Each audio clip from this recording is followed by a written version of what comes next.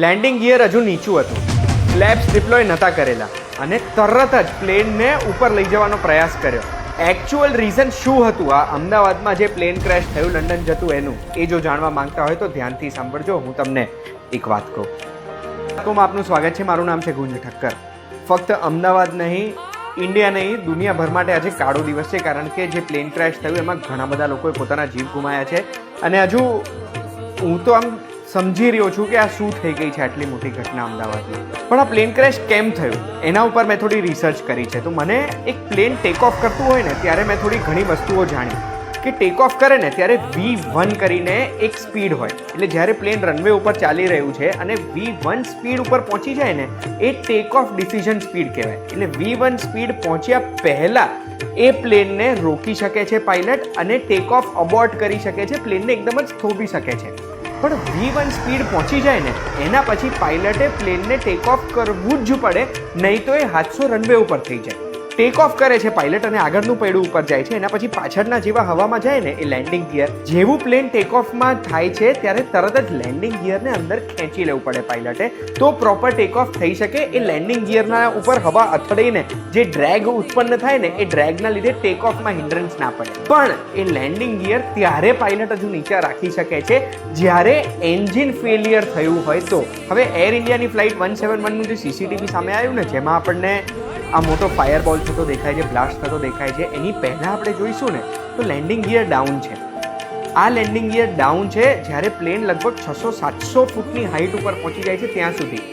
એનો મતલબ એ છે કે કાં તો પાયલટ લેન્ડિંગ ગિયર ઉપર કરવાનું ભૂલી ગયા, કાં તો એમને જેન્યુઅનલી એન્જિન ફેલિયર દેખાયું હશે અને એમને પ્લેનને પાછું લેન્ડ કરવું હશે. પછી ઘણા બધા પાયલટ જેમને હું ઓળખું છું એમની સાથે મારે વાત થઈ, એમનું કહેવાનું એ થયું કે આ પ્લેનને જોતા એવું લાગે છે કે એમના ફ્લેપ્સ એ 0% પર હતા, એટલે ડિપ્લોય કર્યા જ નહોતા.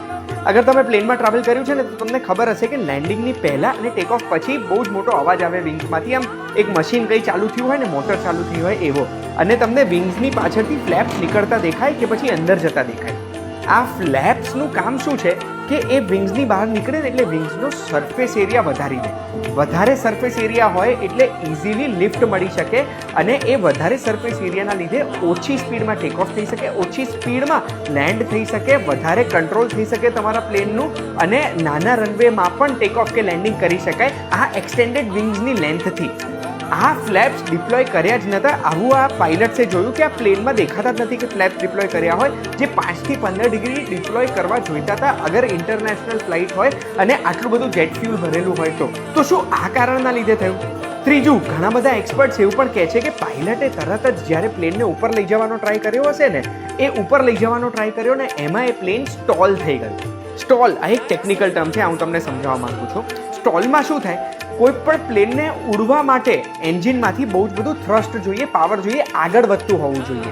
અગર એ પ્લેનમાં એટલો પાવર નથી તો એને લિફ્ટ નથી મળતી, કારણ કે એ પાવર કેટલો જોઈએ તો હવાથી જેટલું દબાણ આવવાનું છે, હવા જેટલું રોક લગાવવાની છે, એ જેટલું ડ્રેગ મળવાનું છે, ડ્રેગ કરતાં વધારે લિફ્ટ જોઈએ, પાવર જોઈએ, તો પ્લેન આગળ વધશે અને તો એ આગળ વધશે તો એને લિફ્ટ મળશે. બહુ જ સિમ્પલ ઉદાહરણ આપું છું, પણ આપણે જ્યારે એક પેપરનું પ્લેન બનાવીએ છીએ, અગર આપણે એને આગળ ધક્કો નથી મારતા ને હું એમને એમ છોડી દઈશ તો એ પ્લેન પડી જ જવાનું છે.